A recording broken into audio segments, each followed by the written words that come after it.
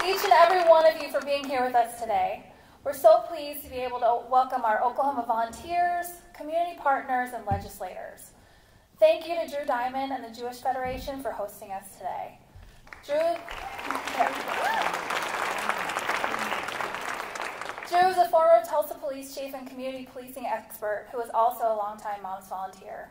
He's spoken on just about every panel discussion we've ever had in Tulsa, and has been a tremendous friend and ally for us. His knowledge and expertise is incredibly valuable to what we do. Thank you, Drew.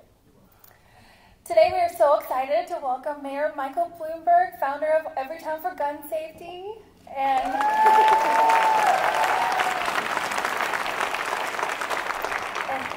Shannon Watts, founder of Moms Demand Action.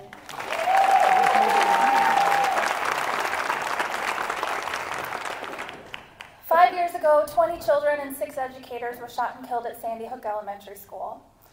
But gun violence didn't start, and it certainly didn't end with Sandy Hook. San Bernardino, Orlando, Las Vegas, Parkland, it seems like every week we hear about another mass shooting. We also know that most victims of gun violence don't make the national news. 100 Americans are shot and killed every single day in this country. Nearly 2,900 children and teens are shot and killed every year. Most of their names aren't honored in the news and in national vigils. Moms Demand Action is committed to fighting for public safety measures to protect all people from gun violence and search for solutions to lax gun laws and loopholes that jeopardize the safety of our families. It's easy with the constant barrage of stories about another shooting to become discouraged, to think that nothing will ever change. Let me assure you that change is here because we have seen it here in Oklahoma.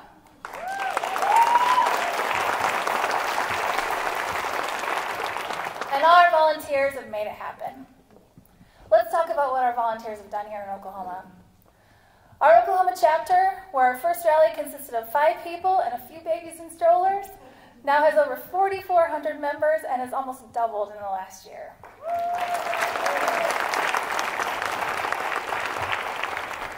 Last year, we helped to ensure a veto of SB 1212, a dangerous permitless carry law.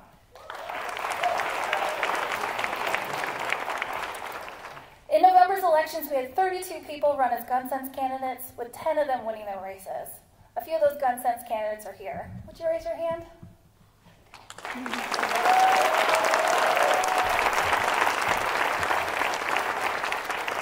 We sent a gun sense candidate to Congress. Representative Kendra Horn ran unashamedly.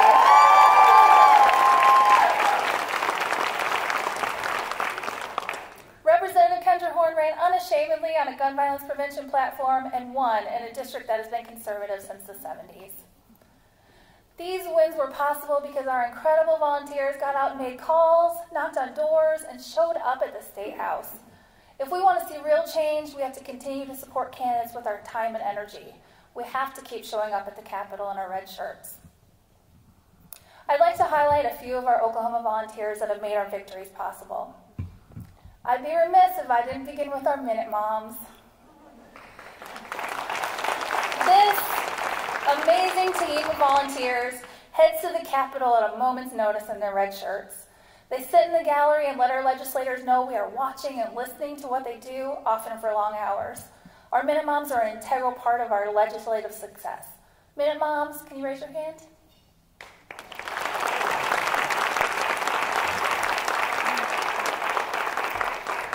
Sadly, we lost one of our Minute Moms, Gary Ryan, last year. Gary could always be counted on for comic relief during long hearing days and especially during photo ops. His presence will be sorely missed this year, and we will press on in his memory.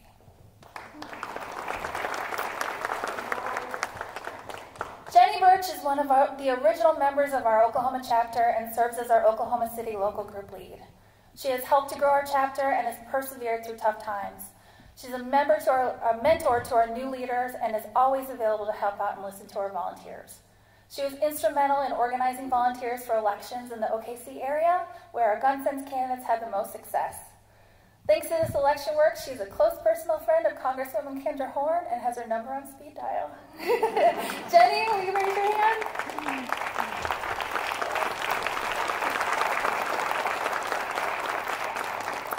Neal Hester is our state legislative lead and so much more. He heads up our now nationally famous Minute Moms team. Thank you for that, Shannon. He never hesitates when I text him and ask, feel like heading to the Capitol today? Neal has held different roles through the years with us and is happy to share his knowledge. He's also a member of the Everytown Veterans Advisory Council and serves as an incredibly important voice nationally in our movement. Plus, he's just a really great guy. Neal?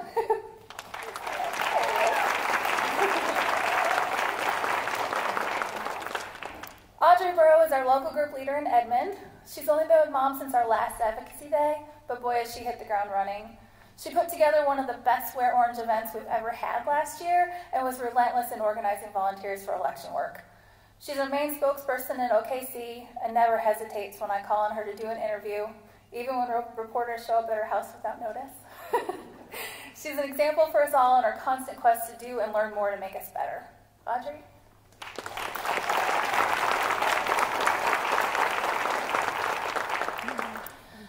King is my former co-chapter leader and now membership lead here in Tulsa.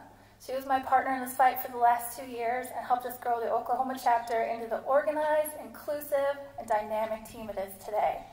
Her passion for this issue is limitless and drives her, along with her enthusiasm for teaching, to help educate others to get involved and do this work alongside us.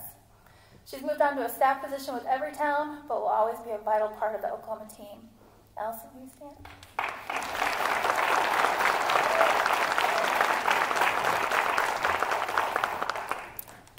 Is our social media lead and former Tulsa group leader.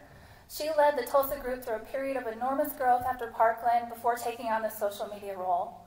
She organized a powerful Wear Orange event in Tulsa last year. She's done a great job with improving our social media reach and engagement. If you aren't already following our Facebook page, Moms Demand Action-OK, you should be.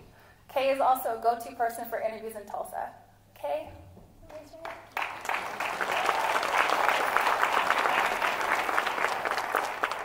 And finally, Neal Hester is our co-local group leader in Norman.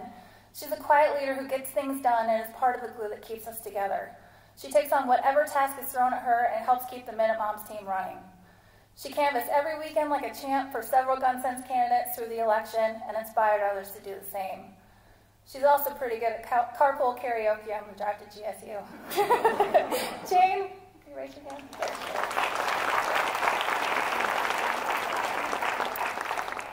We're often told that Oklahoma is a lost cause, that people don't want to talk about anything to do with guns in Oklahoma.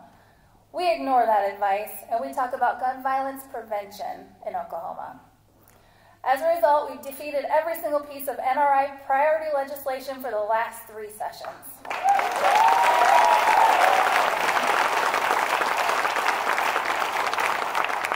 So we're going to continue to talk about it until we see real change.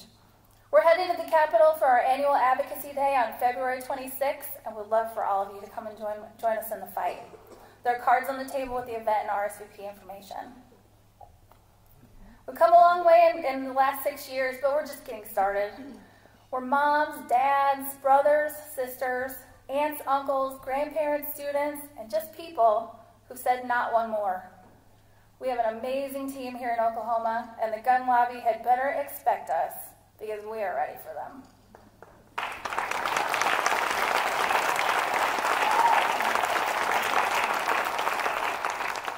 Next, I'd like to introduce Karen Lynch, our survivor membership lead. As a gun violence survivor, she provides us with a unique perspective and voice that we need to keep going in this work. Her ability to persevere and fight to keep others safe is an inspiration.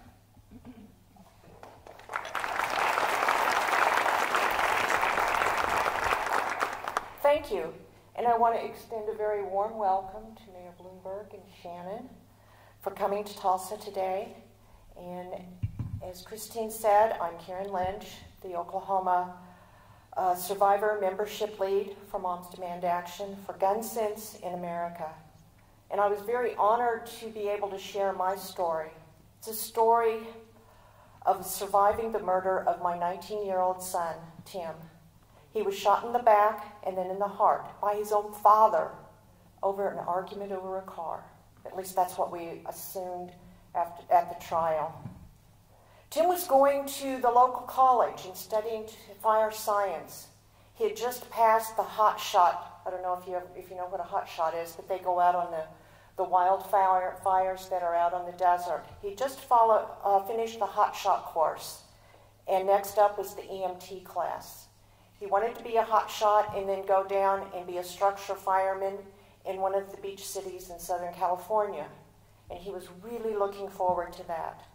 He wanted to have 3 kids, two boys and a girl. He wanted to eventually become a fire inspector so he could go into a place after a fire, determine how it was started, and prevent that from happening again and destroying somebody else's life. He had a lot of plans for his future, but none of them will ever come about because a gun was too handy in an argument. I know the path of a survivor. It's been painful, challenging, and full of hurt. But I have learned a lot. Like you can cry in your sleep. I found that it was not just my immediate family that was shattered by this violence, but also the extended family and Tim's friends.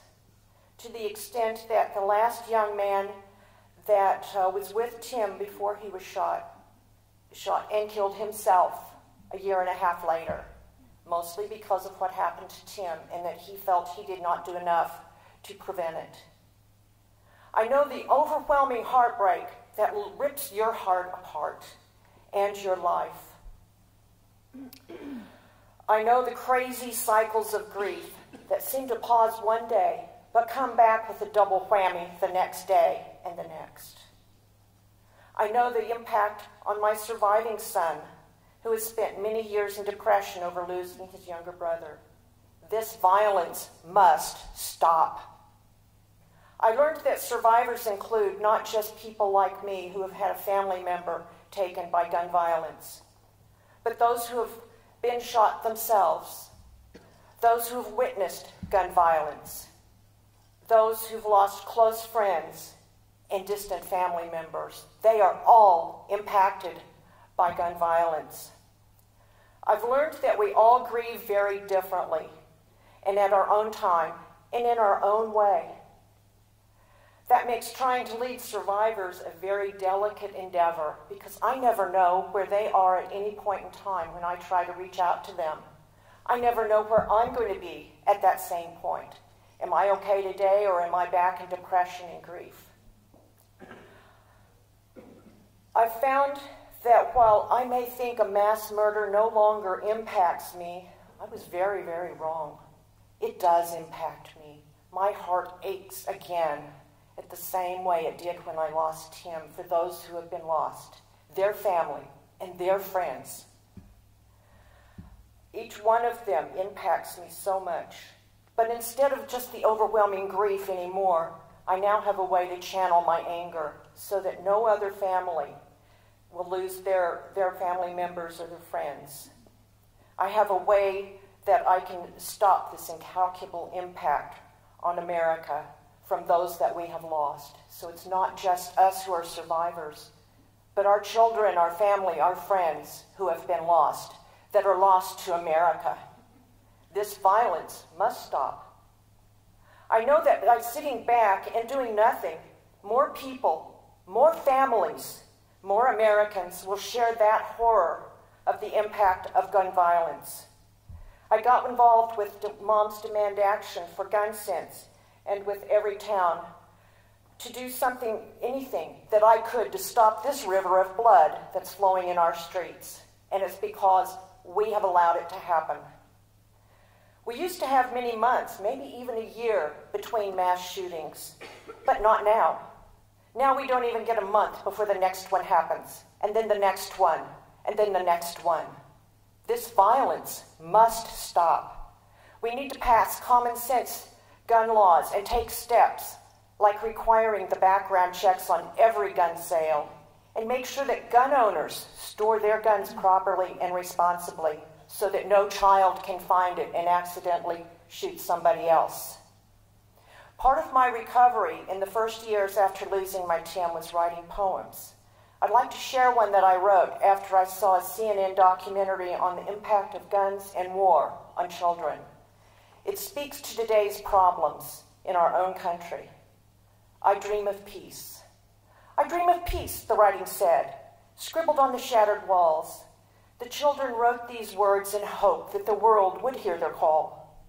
"I dream of peace," the man had cried as he ran from the guns, but he lost his life too early to see the hope of which he had sung. "I dream of peace," a simple wish that escaped so many today.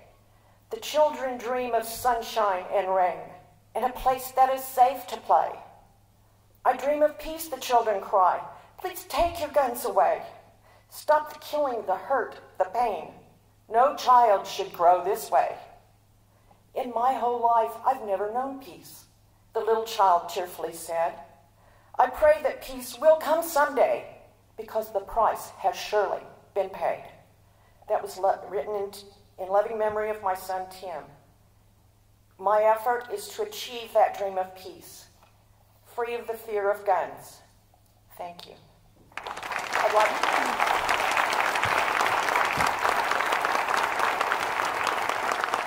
I'd like to introduce Mayor Bloomberg.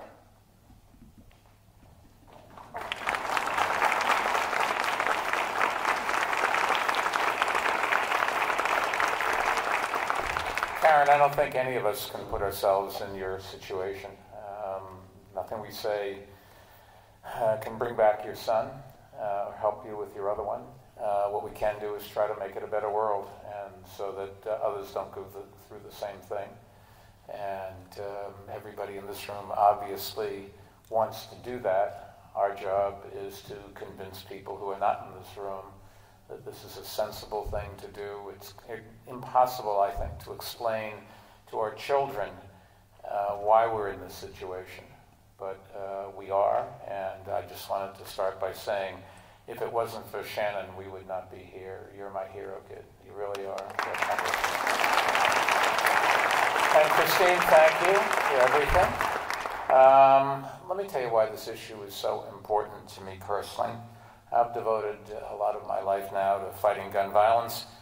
Back when I was mayor, I spoke with many parents whose children had been killed by gunfire, and I can just tell you those conversations never got easier.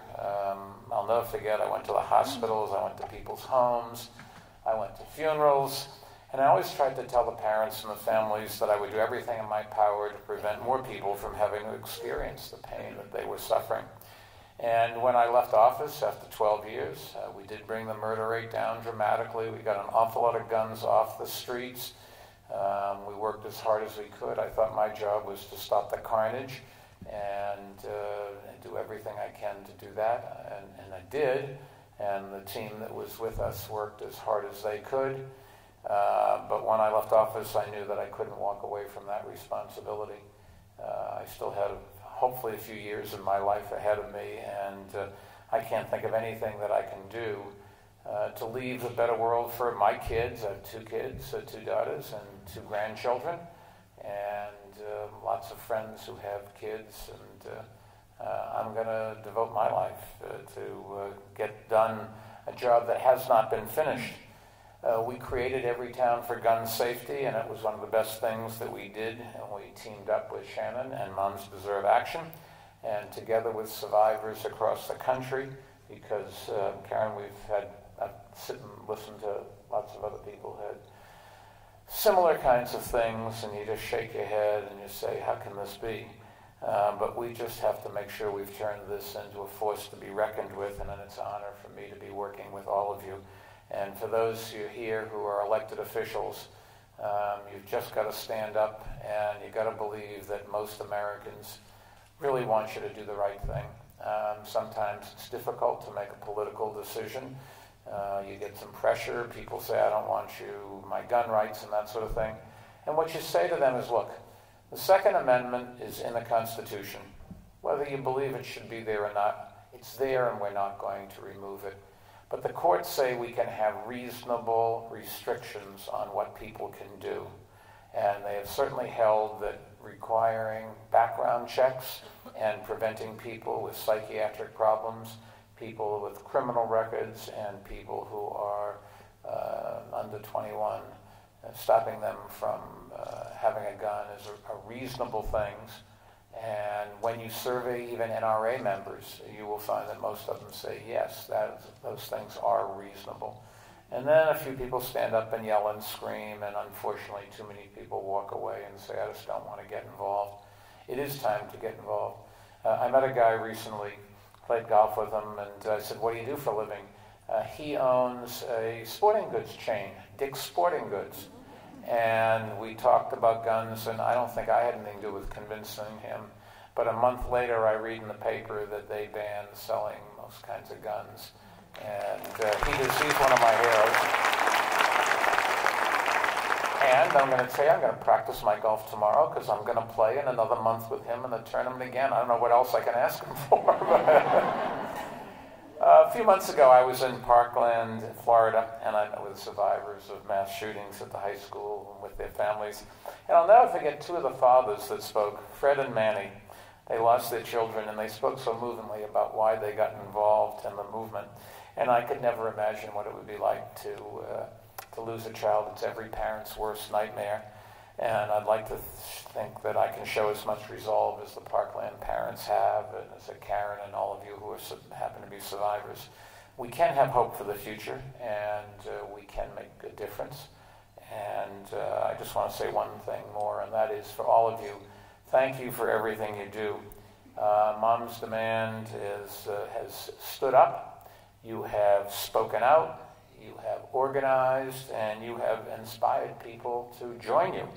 Moms everywhere are making a difference, and I think after the Parkland shooting last year, something like 20 states enacted strong gun laws. Almost half of those states had Republican governors, so this is not a red or a blue issue. This is a common sense issue. One time there was a mayor of, I think it was Jacksonville, but it was a city in northern Florida, pretty conservative part of that state. And he joined an organization that we still have called Mayors Against Illegal Guns. And I called him up, I'd never met him, and I said, John or whatever his name was, I said, thank you very much for joining, but I just want you to understand that based on my experience, you are going to get blasted coming from where you do. And he said, Mike, the murder rate in our city is so bad, if I don't do something, I'm going to get blasted. And I think I talked to him once or twice more, but I do remember he got reelected. So, most people are with us and wanting to do this. Moms did one more thing. Last year you stopped the gun lobby from gutting Oklahoma's gun laws. You have your work cut out for you again. Remember, Lobby Day is February 26th. Wear your red shirts, make the drive to Oklahoma City, bring your friends. Back in the midterms, you got out the vote for common sense candidates, and congratulations to new state representative, Melissa Provenzano. A nice round of applause for her. 9 more gun sense candidates won their races across the state, and it's great to see Melissa win and so many other women across the nation. For a long time, we were always told you can't beat the NRA. I, as a matter of fact, have the distinction of being on the cover of the NRA magazine. Now, I did have a target painted on me, and I'm actually a member of the NRA. Every year I get a gift membership from somebody. We can't figure out who it is, but when somebody says all NRA members, let me tell you, here's what I stand for. And all kidding aside, if you poll NRA members, most of them are realistic. This isn't a partisan issue. Everybody, no matter what their politics, wants safety for their families and their children. And the public has always favored common gun sense laws. Second Amendment, as I said, gives you a right to have a gun, but there really is room for sensible regulations, and that means background checks. We shouldn't sell gun to minors. It's just common sense, and if lawmakers get on board, we will all be fine. I've worked on this issue for a long time. I have never seen more energy behind this movement than I think there is right now. This is due in no part, small part, to our next speaker. She posted a Facebook page about gun violence after the tragedy at Sandy Hook, and ever since she has thrown her heart and her soul into her work. I'm sure her kids and husband are very proud of what she's done. Because of her and all of you, this movement really is stronger and more effective than ever. So please join me in welcoming the founder of Moms Demand Action and my friend, Shannon Watts.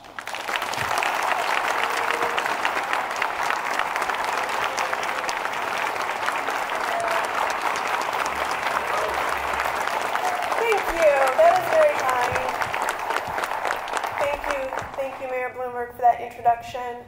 Thank you for your continued leadership on this issue.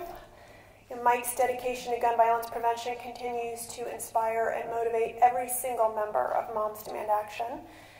I'd also like to extend my gratitude to Christine Jackson, Karen Lynch, and all of the volunteers and survivors in Tulsa and across the state. A few years ago, I would never have imagined that we would have filled a room like this with more than 100 gun safety advocates. But what I've learned over the last 6 years is that no one should underestimate what can be accomplished in Oklahoma thanks to the tireless work of Moms Demand Action volunteers.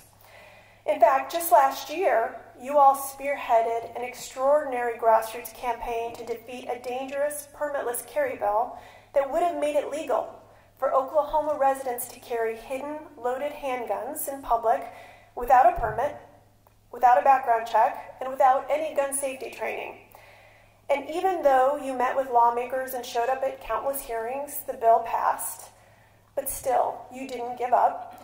You began asking for a veto from Governor Mary Fallin, a woman who once rode down the street in a tank to celebrate the opening of Oklahoma's first gun range to serve alcohol. That was very gutsy of you. And you created this huge coalition of state associations and universities and business owners and leaders and law enforcement organizations. And you talked to your friends and your family about this bill and why it was wrong for Oklahoma. And ultimately, your hard work, the pressure you brought to bear prevailed. And Governor Fallin vetoed the NRA's #1 priority, putting Oklahoma on a growing list of states that will uphold the simple notion that responsibility should go along with gun rights. You also proved to be a pivotal force in the November midterm elections by helping to elect Kendra Horn to Congress. She always gets a round of applause. Not only did Representative Horn flip the 5th District, she beat an incumbent who also happened to be a gun manufacturer. And that was because of your phone banking and your canvassing and all of the work you did to put a gun sense champion in Congress who is ready to prioritize public safety. You all already know this, especially in Oklahoma, but ending gun violence is a marathon, not a sprint. And there are strength in numbers. Your work this past year is proof of that. Not only are you helping gun sense take root in your state, but you're making sure it grows and it spreads across the state. And you're illustrating what so many of us already know in this movement to be true. This is not a red or blue issue. This is a matter of keeping our families safe. We live in a nation where 100 Americans are killed by gun violence every day and hundreds more are injured. We live in a country where gun violence is now the second leading cause of death for children and the first leading cause of death for Black children and teens. We live in a country where nearly 1 million American women alive today have been shot by an intimate partner. We refuse to accept this as a norm in this country, and we will not let this be the legacy that we leave our children. Mike already brought this up, but I'm just going to bring it up one more time. There is an advocacy day at your state house on February 26th. There is strength in numbers, and there's so much more we can do that is good, but we are also going to have to play defense and probably fight permitless carry legislation again. So I would just ask all of you to bring your friends and your family and complete strangers that you meet in the grocery store and along the road, and ask them to come with you on February 26th. There will be people who continue to try to weaken the gun laws here, but there is now an unstoppable force of determined mothers, survivors, students, law enforcement, an army of Oklahomans who are going to take them on every step of the way and defend the Sooner State's proud history of gun safety and responsible gun ownership. And you will win this fight. So thank you. Thank you for having me here today. Thank you for inviting us all to be here to talk to you and to celebrate your amazing success.